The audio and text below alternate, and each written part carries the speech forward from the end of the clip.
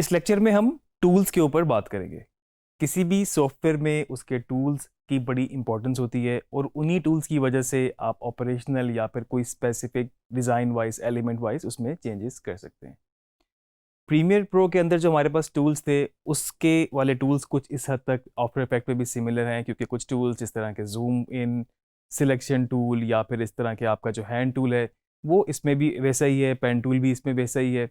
लेकिन इसमें कुछ एडिशनल टूल ऐड हैं जो आपकी क्रिएशन में, एनिमेशन में और आपके और वीएफएक्स वगैरह में काफ़ी हेल्पफुल होते हैं। आइए इन टूल्स को एक्सप्लोर करते हैं। तो इस वक्त मेरे पास ये आफ्टर इफेक्ट का प्रोजेक्ट खुला हुआ है और एक फुटेज मैंने उसमें इंपोर्ट कर ली है।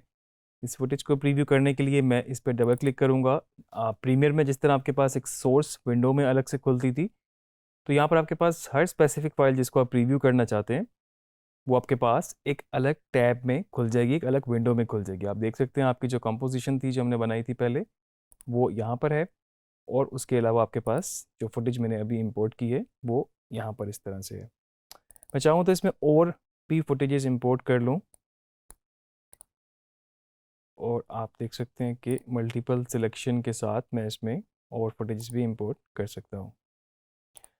इस कंपोजिशन 1 में इसको मैं अगर ड्रैग करूँगा नीचे यहाँ पर इस एरिया में, तो वो उसमें एक लेयर के तौर पे आपके पास फुटेज चली जाएगी। इस तरह इसको मैंने ड्रैग किया, आप देख सकते हैं कि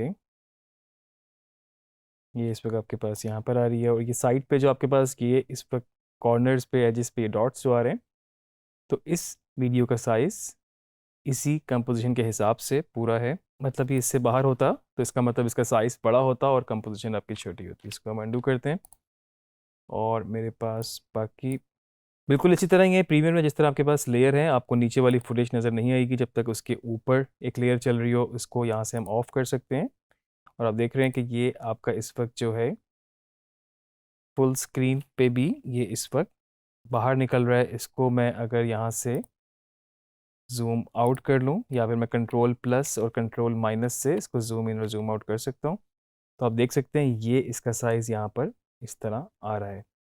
अगर मुझे इसको इसके अंदर फिट करना हो, मैं इसको यहाँ से स्केल कर सकता हूँ और मुझे ऑब्वियसली इसका स्केल डाउन करना पड़ेगा मैनुअली। अगर मैं जाऊँ तो 4K फुटेज थी, तो यहाँ पर मैं इसको 50% पे एडजस्ट हो गई है इसमें। टूल विंडो हमारे पास यहाँ पर बिल्कुल ही आपको यहाँ नज़र आ जाएगी, और अगर बाय चांस आपको यहाँ नज़र नहीं आ रही तो आप विंडो में जाके टूल पे क्लिक करेंगे तो आपके पास टूल विंडो आ जाएगी। वर्क स्पेस के हिसाब से इसकी पोजीशनिंग भी आप मूव कर सकते हैं। अगर आपको टूल यहाँ पे चाहिए था तो आप इसको यहाँ पे कर सकते हैं, और कहीं पर भी आप इसको मूव कर सकते हैं। फर्दर आप इसको चाहें तो जिस तरह प्रीमियर में वर्क स्पेस रीसेट करते थे, आप इसको यहाँ से भी रीसेट वर्क स्पेस को कर सकते हैं। सबसे पहले मेरे पास यहाँ पर सिलेक्शन टूल है, और इसका काम भी तकरीबन बिल्कुल वही है जो प्रीमियर के सिलेक्शन टूल का था कि आप इससे सिलेक्ट कर सकते हैं। बाय डिफ़ॉल्ट आपका यही टूल सिलेक्ट होगा और आगे भी आपको इसी को ही सिलेक्ट रखना है। अगर आपका कोई और टूल सिलेक्ट हो और जस्ट आप सिलेक्ट करना चाह रहे हो तो मुमकिन है कि आपसे कोई और सेटिंग या कोई और वैल्यूज़ डिस्टर्ब हो जाएं, क्योंकि आपका टूल कोई और था। क्योंकि आप देख रहे हैं इसमें दूसरे टूल्स भी जो हैं उसके साथ भी आप कर्सर जो है ये जिसको आइकन है ऐसा रह सकता है। क्योंकि इन टूल्स पे काम करने के लिए आपको कंपोजिशन के अलावा इनके ऊपर इंडिविजुअली काम करना पड़ता है, जो कि आगे जाके मैं आपको थोड़ा सा एक्सप्लेन करता हूँ। Selection tool simple selection tool है। इसके बाद मेरे पास ये टूल है जो कि हैंड टूल कहलाता है, और किसी भी टूल के ऊपर अगर आप समझे कि माउस को होवर करेंगे तो आप देख सकते हैं कि उसका नाम टूल का और साथ में उसकी शॉर्ट की भी आ जाएगी। आप देख सकते हैं कि ब्रैकेट में जो आ रही है वी, ये इसकी शॉर्ट की है। तो ये जो हैंड टूल है इसका काम बिल्कुल सिर्फ इसको कंपोजिशन को इस तरीके से मूव करना है, और इसमें आपका जो भी फुटेज है या फिर कोई भी एसेट है वो मूव नहीं हो रहा। जस्ट आपके प्रीव्यू के लिए, जस्ट आपकी पोजीशनिंग के लिए, आपकी अलाइनमेंट के लिए ये उसको आपकी कंपोजिशन को मूव कर रहा है, और इटसेल्फ इसके अंदर कुछ भी मूव नहीं हो रहा। और हैंड टूल के बाद मेरे पास एक जूम का टूल है, शॉर्ट की इसकी Z है। आप देख सकते हैं कि इस वक्त इसका कर्सर जो इसका आइकन है वो चेंज हो चुका है, और जूम बिल्कुल इसको जूम करता है। जूम इन आप कर सकते हैं जस्ट सिंपल लेफ़्ट क्लिक से, और अगर आप ऑल्ट प्रेस करेंगे और फिर क्लिक करेंगे तो आप इसको जूम आउट कर सकते हैं। इसका भी आपको बहुत ज़्यादा यूज़ करना होता है क्योंकि आप बहुत ज़्यादा बाज़ दफ़ा डिटेल्ड काम कर रहे होते हैं एरियाज़ में इस तरह के, जहाँ पर आपको बहुत ज़्यादा जूम करना पड़ता है। मिसाल के तौर पे अगर हम कोई स्पेसिफिक इन एरियाज़ पे काम कर रहे हैं और अब हम बार बार क्लिक करेंगे उस एरिया पे जाने के लिए, तो उसके लिए आपके पास एक आसानी होती है कि आप माउस से इसको इस तरह से ड्रैग करेंगे तो वो एरिया आपके पास जूम इन हो जाएगा। और इस तरह से फिर जूम करके आप जूम आउट भी कर सकते हैं इसको ऑल्ट के साथ। आपने अक्सर देखा होगा कि आपको फिर और जगहों पे भी काम करना हो अगर, तो उसके लिए हैंड टूल बिल्कुल मौजूद है, लेकिन मैं आपको इसका भी एक शॉर्टकट बता देता हूँ। आपको बार बार फिर हैंड टूल सेलेक्ट करने की ज़रूरत नहीं है, और आप स्पेस बार प्रेस करेंगे और उसके बाद आप अपनी माउस से यहाँ पे लेफ़्ट क्लिक करके इसको मूव करेंगे, ड्रैग करेंगे, तो तब भी आप हैंड टूल वाला काम कर सकते हैं। और उसको स्पेस बार को आप छोड़ेंगे तो फिर आप दोबारा वापस अपने एक्चुअल टूल जो कि लास्ट जूम सेलेक्ट था, तो वो उसकी तरफ आप दोबारा जा सकते हैं। अब मैं फिर से ट्राई करता हूँ इसको। आप देख रहे हैं कि इस वक्त हम जूम इन भी हमने काफ़ी किया हुआ है और हम इसको फर्दर मूव कर रहे हैं। आप में से अक्सर वो लोग जिन्होंने फ़ोटोशॉप यूज़ किया हो या अभी उन्होंने सीखा हो और थोड़ी सी प्रैक्टिस उनकी हो उस पर, तो ये टूल्स, ये जूम, ये कंट्रोल, हैंड टूल वगैरह, ये सब उसमें भी आपके पास मौजूद हैं। और जूम टूल के बाद मेरे पास यहाँ पर कुछ और टूल्स मौजूद हैं जो कि इस वक्त डिसेबल हैं, लेकिन ये वो टूल्स हैं जब अगर आप 3D लेयर्स पे काम करें तो आपके लिए ये हेल्पफुल हो सकते हैं। 3D लेयर्स क्या होती हैं आगे जाके हम उनको भी देखेंगे, फर्दर हम अभी आगे चलते हैं। इस वक्त यहाँ पर मेरे पास रोटेशन का टूल है। आपके पास कोई भी वीडियो हो, आपके पास स्टिल इमेज हो, आप उसको रोटेट कर सकते हैं। और अगेन ये बिल्कुल इस वक्त रोटेट कर रहे हैं अपने एंकर पॉइंट, जो कि इसका सेंटर पॉइंट है, इसकी वजह से। एंकर पॉइंट को हमने अपने पिछले लेक्चर में मूव करके भी देखा था, जो कि हमने यहाँ से ट्रांसफॉर्म से किया था, लेकिन हमारे पास इसके लिए भी एक टूल मौजूद है जो कि इसके साथ हमारे पास pan behind anchor point tool है। शॉर्ट की इसकी वाई है। अगर मैं इसको क्लिक करता हूँ यहाँ से, तो इस वक्त मेरे पास कंट्रोल है कि मैं इसका एंकर पॉइंट मूव कर सकता हूँ। और ये सब वही चीज़ कर रहे हैं जो कि हमने अपने लास्ट लेक्चर में यहाँ से ट्रांसफॉर्म में एंकर पॉइंट से करके देखी थी, और इस वक्त हम इसको मैन्युअली मूव कर सकते हैं। तो अभी आप देख सकते हैं अगर मैं इसको बिल्कुल इस एज पे, इस कोने पे एंकर पॉइंट को रखता हूँ और अब मैं इसको रोटेट करूँ अगर, तो इस वक्त वो इस एंकर पॉइंट की वजह से इसको इस एंगल में इस तरह से इसको वो रोटेट कर रहा है। नहीं तो इससे पहले जब ये सेंटर में था एंकर पॉइंट, तो वो उसको सेंटर के हिसाब से रोटेट कर रहा था, जो कि हम अभी आपको दोबारा इसको मैं अंडू किया और आप देख सकते हैं कि इस तरह से उसको वो रोटेट कर रहा था। और फर्दर अगर यही एंकर पॉइंट मैं अपने इस टूल से कहीं और ले जाऊं, मे बी हम इसको ऊपर ले जाके देखते हैं, तो आप देख सकते हैं कि अब मैं रोटेशन टूल पकड़ूंगा तो अब वो उसको उस एंकर पॉइंट के हिसाब से रोटेट कर रहा है।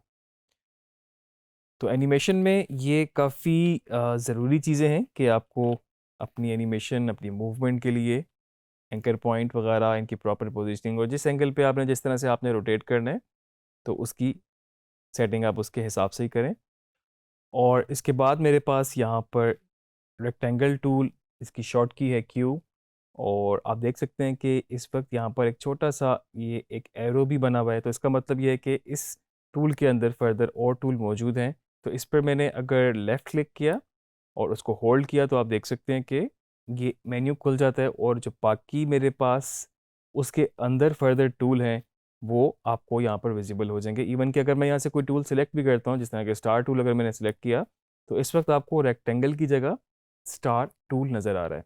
तो कोई ऐसा टूल जो कि आपने पहले कहीं देखा हो और अब आपको बाद में नज़र ना आ रहा हो, तो अगर वो नज़र ना आ रहा हो तो हो सकता है कि वो इस वक्त दूसरा टूल उसकी जगह आ चुका हो, और वो भी उसी मेन्यू के अंदर, उसी के पास जब आप माउस ले जाके लेफ़्ट क्लिक करके होल्ड करेंगे तो आपको वो भी नज़र आ जाएगा। चलिए जी, इसको चेक करते हैं। ये बेसिकली शेप्स के लिए है, आपकी शेप ऐड करता है। इसके लिए आपको मैं एक टिप ये दे दूं, ज़रूरी है कि आपने यहाँ से कोई लेयर सेलेक्ट ना की हुई हो।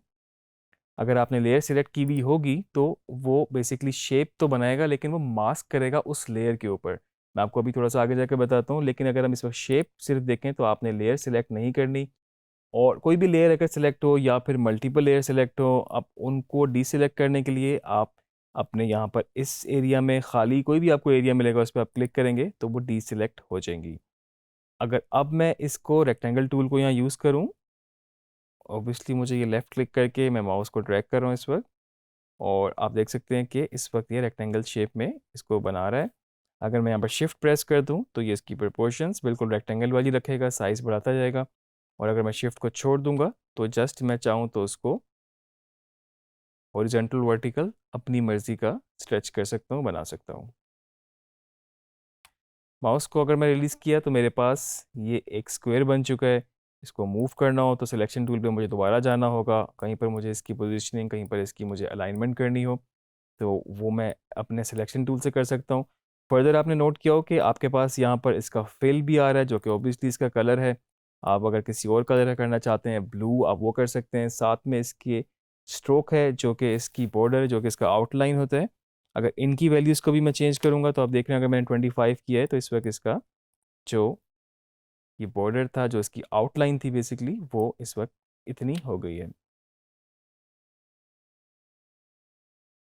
आप चाहें तो इसको अपनी मर्ज़ी से कम भी कर सकते हैं। इसके अलावा जो दूसरी शेप्स हैं थोड़ा सा आप उनको भी देख लें। मेरे पास यहाँ पर राउंडेड रेक्टेंगल टूल है और ये रेक्टेंगल ही बनाएगा, लेकिन इसके जो एजेस हैं वो आपको इस वक्त राउंडेड नज़र आ रहे हैं। इसके एजेस बिल्कुल शार्प नहीं है। और बाकी जो मेरे पास सर्कल वगैरह बनाने के लिए, स्टार शेप बनाने के लिए मेरे पास ये टूल्स मौजूद हैं।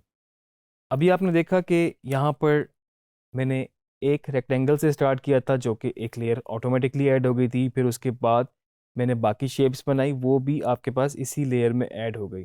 अगर आपको सारी शेप्स अलग लेयर में चाहिए थी तो आपको खाली जगह फिर क्लिक करना होगा और उसके बाद आपको शेप ऐड करनी होगी। तो आप देख सकते हैं कि वो एक लेयर ऑटोमेटिकली आपके पास ऐड हो जाएगी।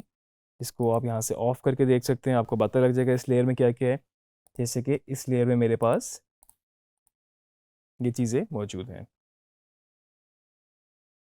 लेयर को डिलीट करने से आपके पास वो शेप भी ख़त्म हो जाएगी। हमने बात की थी कि यही शेप्स आपका मास्किंग का भी काम करती हैं। मिसाल के तौर पे अगर मैं यहाँ पर स्टार टूल पकड़ता हूँ तो इस लेयर को मैं यहाँ से सिलेक्ट करता हूँ और स्टार टूल से आप देख सकते हैं कि इस वक्त वो मुझे, मैं लेफ़्ट क्लिक करके माउस को इस तरह से बना सकता हूँ। चाहूँ तो मैं सेंटर से शुरू कर सकता हूँ, आप देख सकते हैं। और फर्दर मेरे पास क्योंकि ये एक मास्क ऐड हो चुका है, ये लेयर है जिस पे मास्क ऐड हुआ है, और मेरे पास मास्क की वैसे ही प्रॉपर्टीज़ मौजूद हैं जो कि इसका फेदर, इसका एक्सपेंशन कितना आपको यहाँ पर इसमें ओपेसिटी चाहिए, जिस तरीके से हम ऑलरेडी प्रीमियर प्रो में देख चुके हैं। आप चाहें तो इसके ऊपर मल्टीपल मास्क ऐड कर सकते हैं और फर्दर उसी मास्क की सेटिंग भी वैसे हो सकती है जैसे कि हमने पहले वाले मास्क की है। मास्क 2 के लिए आपको इसको खोलना पड़ेगा और इसका फेदर वगैरह कुछ भी आप चेंज करना चाहें तो आप देख रहे हैं कि वो चेंज हो सकता है। तो ये कुछ शेप्स थी आपके पास जो इसमें बाय डिफ़ॉल्ट इस तरह से ऐड हैं। अगर आप इनके अलावा कोई कस्टम अपनी मर्ज़ी की शेप बनाना चाहते हैं या फिर अपनी मर्ज़ी का मास्क करना चाहते हैं, उसके लिए हमारे पास पेन टूल मौजूद है उसके बिल्कुल साथ ही। और फर्दर मैं अगर चाहूँ तो यहाँ से मास्क सिलेक्ट करके इनको डिलीट करूँगा तो इस वक्त सारा मास्क हट चुका है। हम यहाँ से पेन टूल सिलेक्ट करते हैं और उसके बाद इसको यहाँ से डीसेलेक्ट किया ताकि आपके पास शेप की सूरत में आप यहाँ पर कुछ कस्टमाइज़ करके बना सकें अपनी मर्ज़ी की शेप। मैं पेन टूल को जब क्लिक करूँगा अपनी शेप स्टार्ट करने के लिए तो मेरे पास एक पॉइंट ऐड हो जाएगा जिसको हम वर्टेक्स कहते हैं। और नेक्स्ट क्लिक करने के लिए मुझे जिस तरह से मुझे वो शेप चाहिए, तो मैं मे बी अगर इस शेप को ही पकड़ रहा हूँ इस वक्त तो मैं सेकंड क्लिक मैंने यहाँ किया और अभी मैंने पेन टूल को छोड़ा नहीं और इसको मैंने थोड़ा सा इस तरह रोटेट किया, अपने माउस को इस तरह मूव किया तो इसके जो हैंडल होते हैं उसके वर्टेक्स के हैंडल बेसिकली, तो आप वहाँ से इस शेप को मज़ीद राउंड की तरफ लेके जा सकते हैं। आप जब तक ये प्रैक्टिकल करेंगे नहीं आपको अंदाज़ा नहीं हो पाएगा कि किस तरह से इसका कंट्रोल है, क्योंकि इस वक्त अगर मैं इसको एक्सपेंड कर रहा हूँ यहाँ से तो वो इसकी शेप भी बढ़ रही है। अगर मैं इसको थोड़ा सा साथ राइट कर रहा हूँ तो आप देख रहे हैं कि वो लेफ़्ट की तरफ टिल्ट हो रहा है। और इसी तरह से मैं इसको इस तरफ भी, इसके ऑपोजिट भी लेके जा रहा हूँ। अभी तक मैंने माउस जो लेफ़्ट क्लिक किया हुआ है उसको मैंने छोड़ा नहीं है दूसरा वर्टेक्स ऐड करने के बाद। तो ये वो चीज़ है जो कि आप इसकी अटेम्प्ट करेंगे, ट्राई करेंगे तो आपको समझ में आएगा। फ़ोटोशॉप यूज़र ऑलरेडी बहुत यूज़ कर चुके होंगे इसको। और नेक्स्ट मैंने यहाँ पर ऐड करनी है शेप, तो आप देख सकते हैं इस वक्त कि इस वक्त ऊपर नहीं उसने सिलेक्ट किया, क्योंकि उसका जो लास्ट वर्टेक्स का हैंडल था उसकी डायरेक्शन मैंने नीचे छोड़ दी थी। उसके लिए मुझे उसको थोड़ा सा ऊपर रखना पड़ेगा। इस हैंडल को भी मुझे थोड़ा इस तरह एडजस्ट करना पड़ेगा ताकि जो नेक्स्ट मैंने डॉट या फिर वर्टेक्स ऐड करना है वो उसके साथ उस हैंडल के हिसाब से अलाइन रहे। और अगर मैं इस तरफ आऊँगा तो आप देख सकते हैं, आप देख रहे हैं कि इस वक्त ये जो शेप है बिल्कुल मेरे कंट्रोल में है इस वक्त। और आप चाहें तो इसके बाद फिर इसका इधर से भी हैंडल को थोड़ा सा अलाइन करके आप दोबारा भी उन डॉट्स के ऊपर जा सकते हैं। बिल्कुल जो स्टार्टिंग पॉइंट था उसके साथ ही उसके ऊपर दोबारा क्लिक किया तो इस वक्त मेरे पास ये शेप इस तरह बन चुकी है। अगर अभी भी किसी पॉइंट पे आपको लगता है कि ये सही नहीं है, आप इसको जूम इन करके मज़ीद वेरीफाई कर सकते हैं। मिसाल के तौर पे यहाँ पर अगर ये कुछ आपके पास गड़बड़ है तो आप इसको चाहें तो अपने हैंडल से, अपनी वर्टेक्स की सेटिंग से इसको आप दोबारा थोड़ा सा अलाइन कर सकते हैं, क्योंकि ये बहुत ज़बरदस्त टूल है। कंट्रोल इसका बहुत अच्छा है। आप बिल्कुल इसको एक्यूरेट जा सकते हैं। जितना आपकी प्रैक्टिस होगी, जितना आपका हाथ इसके ऊपर बेहतर सेट होगा, आप इसको जा सकते हैं। फर्दर किसी पॉइंट पे अगर आपको लगता है कि इस वक्त ये जो वर्टेक्स हैं ये कम हो गए हैं, आपको मज़ीद ऐड करने हैं क्योंकि मज़ीद शेप में कोई चेंज आ रहा है, तो आप इसी पेन टूल पे क्लिक करेंगे और आपके पास ऐड वर्टेक्स का टूल है। इसको सिलेक्ट करने से आप किसी भी जगह पर जाके दोबारा से ये वर्टेक्स और मज़ीद ऐड कर सकते हैं। आप देख सकते हैं कि इस वक्त बीच में कोई भी पॉइंट या कोई भी वर्टेक्स नहीं है, और अगर मैं यहाँ क्लिक करूँगा तो आपके पास ये फर्दर वर्टेक्स ऐड हो गया। और ऑब्वियसली इसकी वजह से आप इसकी शेप को मज़ीद चेंज कर सकते हैं। इवन कि इसके बाद वर्टेक्स ऐड करना चाहें तो आप कर सकते हैं। तो आपके पास इस तरह की ऑप्शन भी मौजूद है। वर्टेक्स कहीं पर ज़्यादा हो गए हैं आपके पास, उसको कम करने के लिए भी यहाँ पर डिलीट वर्टेक्स टूल का मौजूद है। और जिस तरह ये हमने एडिशनल वर्टेक्स ऐड किया था, ये भी एडिशनल किया था, और इसको हम डिलीट कर देते हैं डिलीट वर्टेक्स टूल के थ्रू। और इसके नीचे मेरे पास कन्वर्ट वर्टेक्स टूल मौजूद है। इसका क्या काम होता है कि अगर अब यहाँ पर हमने जो शेप बनाई, हमने उसको माउस पे जब अपना वर्टेक्स सिलेक्ट किया, जब हमने क्लिक किया तो वर्टेक्स हमारा पॉइंट ऐड हो गया। और उसके बाद हमने उसको जब मूव किया थोड़ा सा तो हमारे पास उसके हैंडल बन गए, निकल आए। लेकिन अगर कोई ऐसी शेप है जहाँ पर आपने जस्ट उसको, आप समझ लें कि जिस तरह पेन टूल से मैं एक शेप और बनाता हूँ यहाँ पर, और आपने जस्ट उसको इस तरह से शेप बना दी है। इस वक्त हमने कहीं पर भी, आपको यहाँ पर हैंडल नज़र नहीं आ रहे, आप उनको जस्ट इन पॉइंट्स को मूव कर सकते हैं। आप उनको उस तरह से मूव नहीं कर सकते जिस तरह से हम हैंडल्स को कर रहे थे। तो यहाँ पर मेरे पास ये जो कन्वर्ट वर्टेक्स टूल है, अगर मैं इस पे यहाँ पर क्लिक करूँगा तो आप देख सकते हैं कि ये इसने तो राउंड भी कर दिया इसको, और ये हैंडल भी निकल आए। मैं फर्दर इनको बिल्कुल उसी तरीके से कंट्रोल कर सकता हूँ जिस तरीके से मैं पहली वाली शेप में कर रहा था।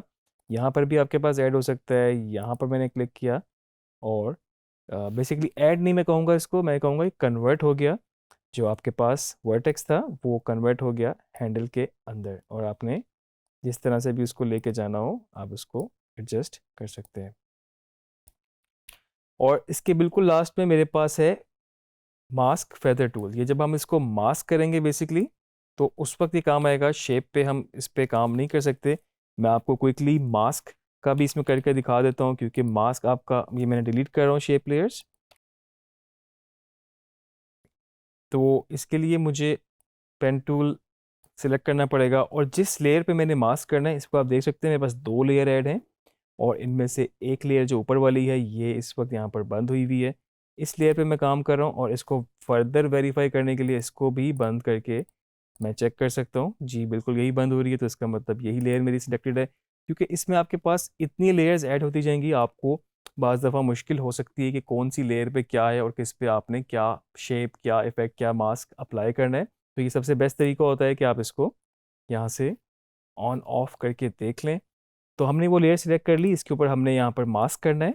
और मैं अगर यहाँ पर इस वक्त मास्क कर रहा हूँ, हैंडल भी मैंने ऐड कर लिए, और आप देख सकते हैं कि इस वक्त जो पेन टूल से जो शेप जो एरिया मैंने सेलेक्ट किया उतना एरिया मास्क हो चुका है, और उससे पहले वाली चीज़ जो है वो इस वक्त मेरे पास सिलेक्शन में नहीं है।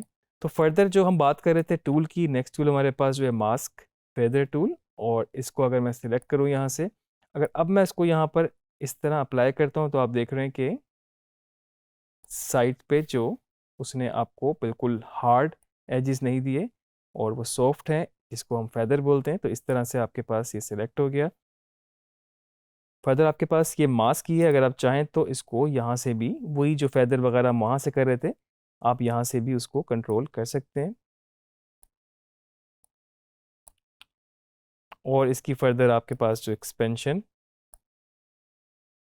कर सकते हैं, और फेदर ऑलरेडी बहुत हुआ हुआ है, लेकिन आप चाहें तो यहाँ से भी उसको, आप देख रहे हैं कि इस वक्त फ़र्क पड़ा है थोड़ा सा, यहाँ से भी आप इसको चेंज कर सकते हैं वैल्यूज़ की।